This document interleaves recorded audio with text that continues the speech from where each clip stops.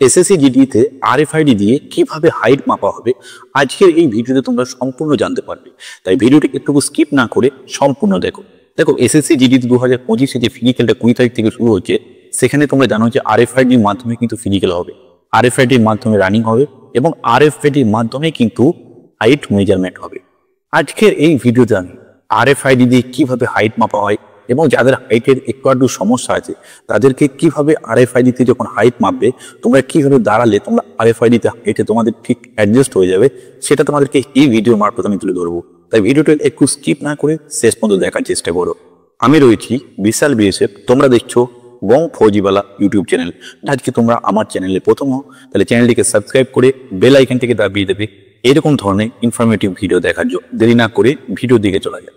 দেখো, আরএফআইডি যে ফিজিক্যাল হবে সেটা কিন্তু তোমরা সবাই কনফার্ম হয়ে গেছো এবং এসএসসি জিডি যে নোটিফিকেশন, সেই নোটিফিকেশনে সম্পূর্ণ ক্লিয়ার করে দেওয়া হয়েছে। এবার আরএফআইডি দিয়ে যে রানিংটা কেমন ভাবে হবে সেটা কিন্তু আমি এর আগে একটা ভিডিও দিয়েছি, কিন্তু সেখানে সম্পূর্ণ বলে দিয়েছিলাম। যারা যারা এখনো সেই ভিডিওটা দেখোনি, সেই ভিডিওটা তোমরা দেখে এসো যে আরএফআইডি দিয়ে কিভাবে রানিং করতে হয়, আরএফআইডি দিয়ে যখন তোমাদের রানিং হবে তোমরা কিভাবে সেখানে দৌড়াবে, কিভাবে আরএফআইডি বানবে, সেটা নিয়ে সম্পূর্ণ আমি একটা কিন্তু বিস্তারিত ভিডিও বানিয়ে রেখেছি। যারা যারা সেই ভিডিওটা এখনো দেখোনি, ভিডিওটা দেখে এসো।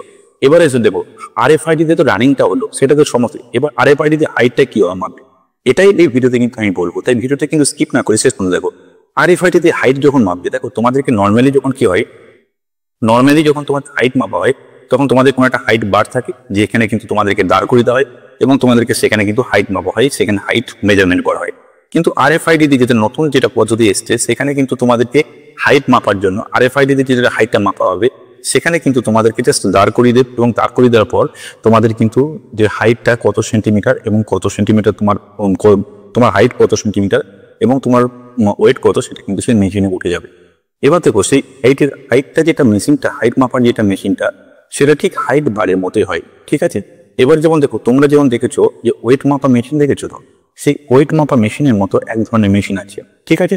সেখানে তোমাকে চাপিয়ে দেবে এবং তোমরা যেমন দেখেছো যখন হাইট যখন মাপে তখন একটা জিনিস থাকে মাথার উপরে, যেটাকে টেনে তোমার মাথার এখানে লাগায় এবং সেখানে তোমার হাইটটাকে কাউন্টিং করে।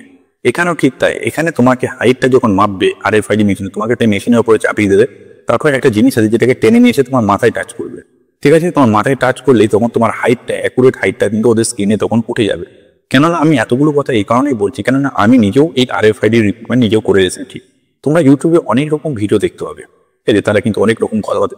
যেমন দেখো, এই ফিজিক্যালের ডেটটাকে নিয়ে অনেক রকম নিজেদের ভিউজ পাওয়ার জন্য অনেক কিছু বলছিল যে এই ফেক 20 তারিখে যেটা হবে, 20 তারিখে যে ফিজিক্যালটা হবে সেটা ফালতু ফেক অমুক হ্যান করে অনেক কিছু ভিডিও বানিয়ে তারা কিন্তু ভিউজ নিয়ে আসছিল। কিন্তু অ্যাকচুয়ালি একটা কথা হচ্ছে, আমরা যে ভিডিওটা বানাই বা আমাদের মতো ফোর্সের লোকরা যে ভিডিওগুলো বানাই, তারা কিন্তু এখন সঠিক ইনফরমেশন নিয়ে আসার পর তারপর তোমাদের সামনে ভিডিওগুলো বানাচ্ছি। তাই এই সমস্ত তাদের কোনো কথাই কান দেবে না, তোমরা নিজেদের কথাগুলো বলবো, সেগুলোকে মন দিয়ে শুনে তারপর তোমরা এগিয়ে চলো। এবার আমরা আসি যে হাইটটা যেটা হবে, তোমার মেশিনের উপরে চেপে পড়লে, মেশিনের উপরে যখন চাপার পর তোমাদেরকে ঠিক তারা যে সমস্ত লোকরা আছে কেউ একজন থাকবে, দেখবে সেখানে তোমার যে হাইটে যেটা মাথার উপর ঠেকাবে সেটাকে টেনে নিয়েছে তোমার মাথার উপর ঠেকাবে।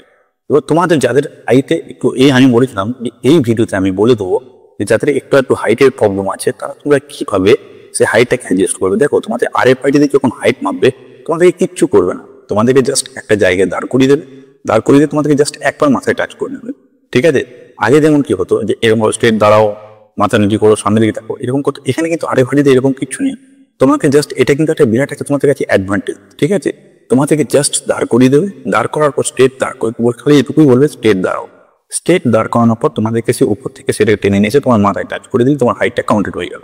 এবার তোমাকে যেটা করতে হবে, যাদের একটু যাদের মনে করো মিলি সেন্টিমিটার বা 1 সেন্টিমিটার বা ঠিক কম আছে যাদের হাইট, তারা কি করবে, চেষ্টা করবে যদি তোমাকে ঠিকঠাক ভাবে দাঁড়াতে না পারো, কিন্তু তোমাদের যদি হাইটে যদি মিলি সেন্টিমিটার যদি কম হয়ে যায় তাহলে কিন্তু তোমাকে বাদ দিয়ে দেবে।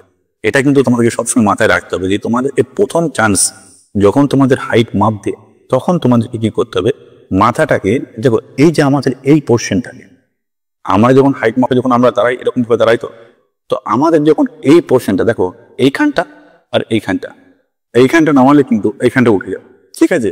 তাই তোমাকে কিন্তু নামাতে দেবে না, তাই তোমাকে চেষ্টা করতে হবে যখন তোমাদের হাইট মাপবে ঠিক এইরকম ভাবে একটু করার চেষ্টা করবে। এইখানটা একটু এরকম করে দিলে কিন্তু 1.5 সেন্টিমিটার বেড়ে যাবে, ঠিক আছে।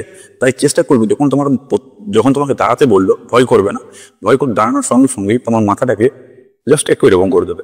যদি বারবার বলে না এরকম করা যাবে না, এরকম করে দেবে, তাহলে কিন্তু তোমার হাইটটা কিন্তু একটু হলে বেড়ে যাবে।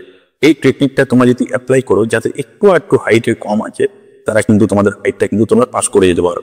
কেন দেখো, যার কিন্তু হাইট একদম মানে 170 জায়গায় যদি 168 হয়, সে তো কোনদিন পেরোতে পারবে না। কিন্তু যার একটু কম আছে, মনে করো কারো হয়তো 169.5 আছে, ঠিক আছে, 170 থেকে, সে যদি তারা যদি এই ট্রিকটা অবলম্বন করে, তারা কিন্তু অনায়াসে পাস করে যাবে। তাই আশা করি আমি তোমাদেরকে বোঝাতে পেরেছি। RFID-তে হাইটটাকে তোমাদের কিন্তু মেশিন দিয়ে মাপা হবে।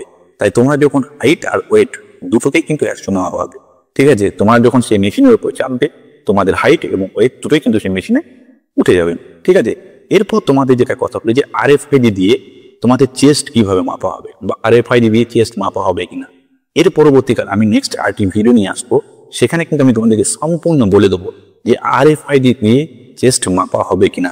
তাই যে সমস্ত আমার ভাই বোনরা মানে মাঠে যাবে, 2025 সালের ফিজিক্যালের মাঠে যাবে, তারা কমেন্ট বক্সে আমাকে জানাও যে তোমাদের কার কোথায় মাঠ পড়েছে। তোমরা যদি কমেন্ট বক্সে আমাকে জানাও যে তোমাদের কোথায় মাঠ পড়েছে, তাহলে ওয়েস্ট বেঙ্গল, আমি তো ওয়েস্ট বেঙ্গলে নেই, আমি ওয়েস্ট বেঙ্গলের বাইরে আছি, কিন্তু আমি ওয়েস্ট বেঙ্গলে আমার অনেক বন্ধুরা আছে যারা ওয়েস্ট বেঙ্গলে কিন্তু ফিজিক্যাল করাচ্ছে। তাহলে তোমাদের যেমন কৃষ্ণনগর, কল্যাণী, BSF ক্যাম্পে যার ফিজিক্যাল পড়েছে, তোমরা আমাকে কমেন্ট বক্সে জানাও। আমি তোমাদেরকে সেখানকার মেজারমেন্ট, মাঠের সম্বন্ধে, তোমাদের সেখানকার কতশো মিটার ট্র্যাক, মাঠ কোন রান কোথায় হবে, রোডে হবে না ভিতরে গ্রাউন্ডের মধ্যে হবে, তোমাদের কিন্তু আমি সঠিক ইনফরমেশন কমেন্ট বক্সে দিয়ে দেবো। তাই তোমরা কমেন্ট করতে ভুলবে না যে তোমাদের কার কোথায় মাঠ পড়েছে। তোমাদের কারো হয়তো কৃষ্ণনগর, কল্যাণী, সীমানগর, ঠিক আছে, যাদের মাঠ পড়েছে, কারো হয়তো শিলিগুড়িতে, তারা কিন্তু সত্যি আমাকে তারা এখনই কমেন্ট বক্সে ভিডিও দেখার পর কমেন্ট বক্সে আমাকে জানাবে যে তোমার ফিজিক্যাল কত তারিখে কোথায় পড়েছে, এবং তোমাদেরকে আমি সঙ্গে সেখানে কমেন্ট বক্সে বলে দেবো যে তোমাদেরকে যে কেউ সেখানকার গ্রাউন্ডটা কত মিটারের, বা সেখানকার মাঠটা কোথায়, রোডে হবে না গ্রাউন্ডে হবে, তোমাদেরকে সমস্ত ইনফরমেশন আমি দিয়ে দেবো। তাই আশা করি এই ভিডিওটা দেখে তোমরা কিন্তু অনেকটা উপকৃত হয়েছে। যদি তোমাদের ভিডিওটা দেখে ভালো লেগে থাকে, তাহলে একটি ছোট্ট করে একটি লাইক করে দেবে, এবং কমেন্ট বক্সে তোমাদের কিন্তু কোথায় মাঠ পড়েছে সেটা জানিয়ে দেবে। আর তোমাদের বন্ধুদের সঙ্গে ভিডিওটি শেয়ার করে দেবে, আর চ্যানেলটিকে সাবস্ক্রাইব করে আমার পাশে থাকবে। জয় হিন্দ, বন্দে মাতরম, ভারত মাতা কি জয়।